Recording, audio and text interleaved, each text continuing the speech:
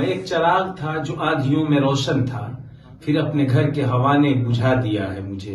जय हिंद दोस्तों, आज का वीडियो शुरू करने से पहले और इस शेर का मतलब समझाने से पहले सबसे पहले हम सूफिया कुरैशी को और उनकी पूरी टीम को और भारतीय वायुसेना को बहुत बहुत मुबारकबाद पेश करते हैं। जिस तरह से उन्होंने आतंकवादियों के खिलाफ, आतंकियों के खिलाफ पाकिस्तान को मुंहतोड़ जवाब दिया और 9 ठिकानों पे आतंकवादियों के तड़ातड़ हमला करके ऑपरेशन सिंदूर को अंजाम दिया। उसके लिए दिल से सैल्यूट है भारतीय वायुसेना को और बहुत बहुत मुबारक हो मोदी जी को और उनकी पूरी टीम को।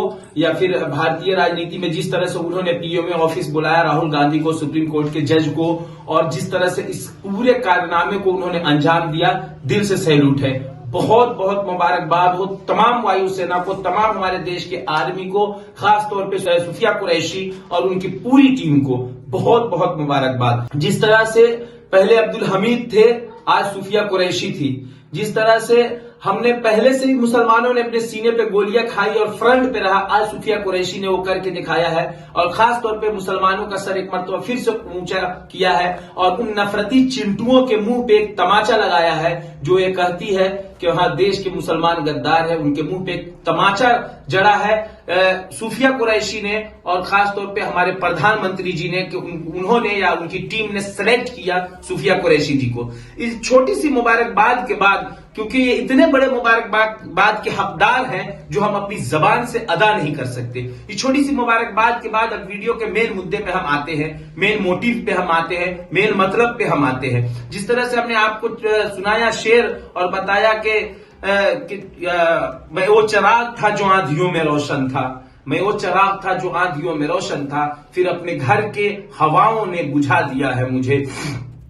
अभी भी वो सवाल जिंदा है कि 14 फरवरी 2019 को जिस तरह से हमारे नौजवानों के ऊपर हमला किया गया, बम से उनके गाड़ियों को उड़ा दिया गया, उनकी जांच कहां तक पहुंची, कौन थे उसके जिम्मेदार, कैसे सेना के उस कैंप तक वो पहुंची आतंकियों की टीम, कहां पे चूक हुई, क्या कर रही थी खुफिया एजेंसियां, क्या कर रही थी आपकी सिक्योरिटी, कहां थे वो लोग जो जहां पत्ता खड़कने पर भी एक भी बंदे को नहीं हिलने दिया जाता है, वहां तक पहुंचे कैसे। 14 फरवरी 2019 को यह हादसा, इतना बड़ा मामला हुआ तो हुआ कैसे। आज भी वो सवाल बरकरार है हमारा, आज भी वो सवाल पूछ रहा है भारत, आज भी वो सवाल पूछ रहे हैं हम, आज भी वो सवाल पूछ रहा है पूरा जिम्मेदारान हिंदुस्तान।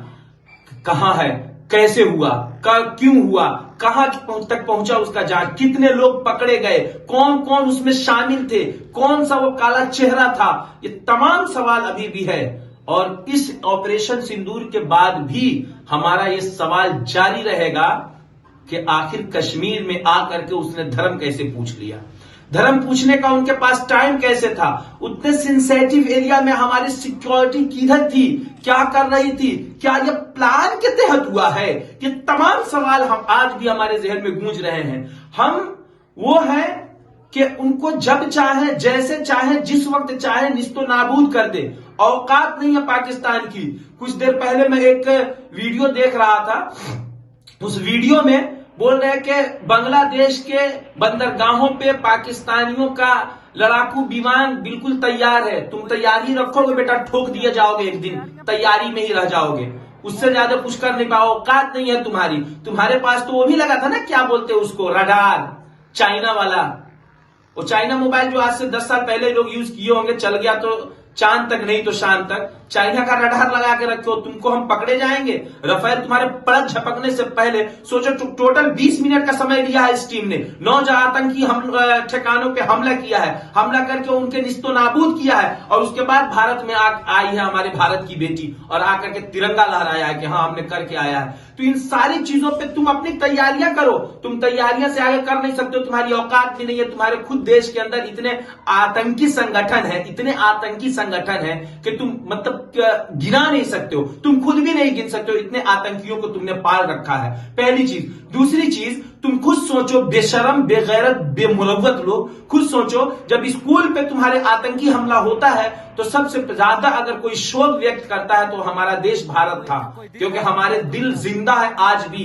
बच्चों के मौत पे हमने काली पट्टियां बांधी थी अपने हाथ में। पाकिस्तानी छोटे बच्चों के, मासूम बच्चों के मौत पे हमने अपने सर पे काली पट्टियां बांधी थी। हमने शोक व्यक्त किया था, हमने मौन व्रत रखा था, हमने क्रिकेट के मैदानों पे काली पट्टी बांधी थी। लेकिन उसके बावजूद तुम साले अपने काले करतूतों से बाज नहीं आए, और उसका नतीजा यह हुआ कि आज हमको ऑपरेशन सिंदूर का कदम उठाना पड़ा।